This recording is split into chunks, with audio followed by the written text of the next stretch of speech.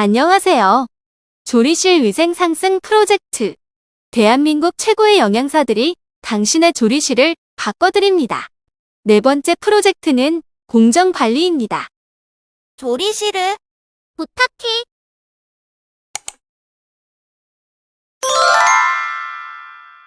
여기가 바로 아이들의 영양을 책임지고 있는 조리실이구나. 구경해 봐야겠다. 채소 과일이 물에 침지되어 있네. 어떤 공정인지 궁금해. 반가워. 위생봇이라고 해. 위생봇 사용해 볼래? 좋아. 무엇을 도와드릴까요? 이건 어떤 공정인지 알려줘. 가열하지 않고 생으로 섭취하는 채소, 과일은 식품 첨가물로 허용된 살균제로 소독해야 해요. 지금부터 식재료 소독에 대해서 알려드릴게요. 먼저 조리하여 섭취 또는 껍질을 제거하여 섭취하는 채소, 과일은 세척제로 세척 후 물로 3회 이상 충분히 헹궈주세요.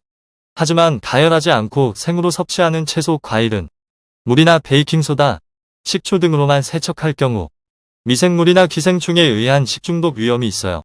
식품 첨가물로 허용된 살균제로 소독 후 물로 3회 이상 충분히 헹궈주세요.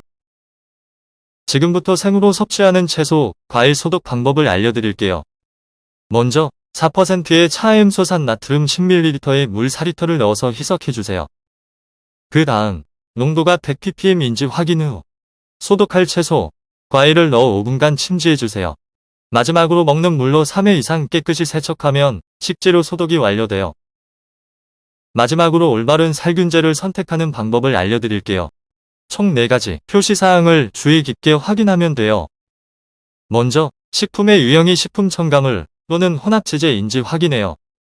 다음으로 식품 첨가물로 허용된 식품용 살균제 종류인지 확인해야 하는데 보통 7개 성분 중 차음소산 나트륨이 사용되고 있어요.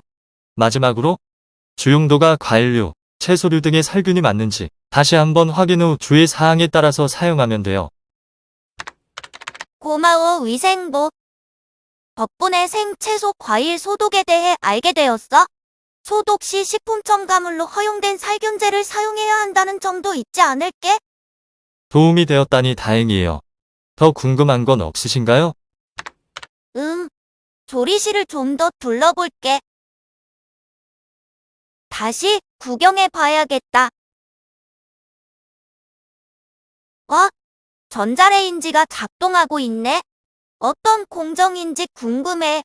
다시 위생봇한테 물어봐야겠어.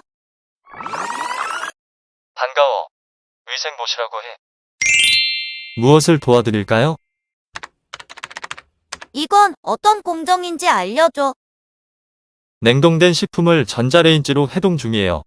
주로 소량일 때 사용하는 방법이에요.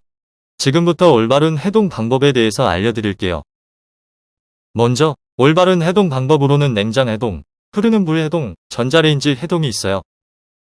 또한 해동이 완료된 식품은 5도씨 이하를 유지해야 하며 균이 증식하지 않도록 재냉동하지 않아요.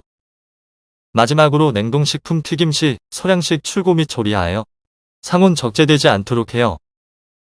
지금부터 더 자세하게 설명드릴게요. 먼저 육류, 어패류, 날 것 등을 자연 해동하고자 할 때는 냉장 해동을 해요. 이때 냉장고 하단에 해동 중 표시를 하여 다른 식재료와의 교차 오염을 주의하는 것이 중요해요. 다음으로 육류, 어패류, 날 것 등을 빠르게 자연 해동하고자 할 때는 흐르는 물 해동을 하면 돼요.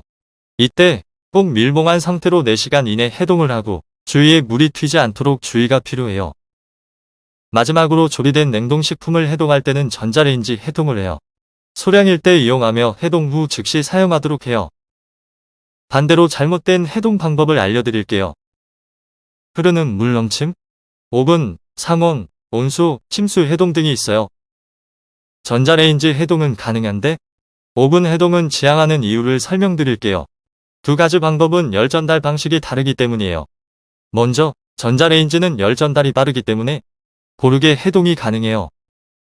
반대로 오븐은 열 전달이 느리기 때문에 시간도 오래 걸릴 뿐더러 고르게 해동되지 않아서 사용을 지양해요. 고마워, 위생봇. 덕분에 올바른 해동 방법에 대해 알게 되었어. 해동한 식품은 재냉동 및 상온 방치하면 안 된다는 점도 잊지 않을게.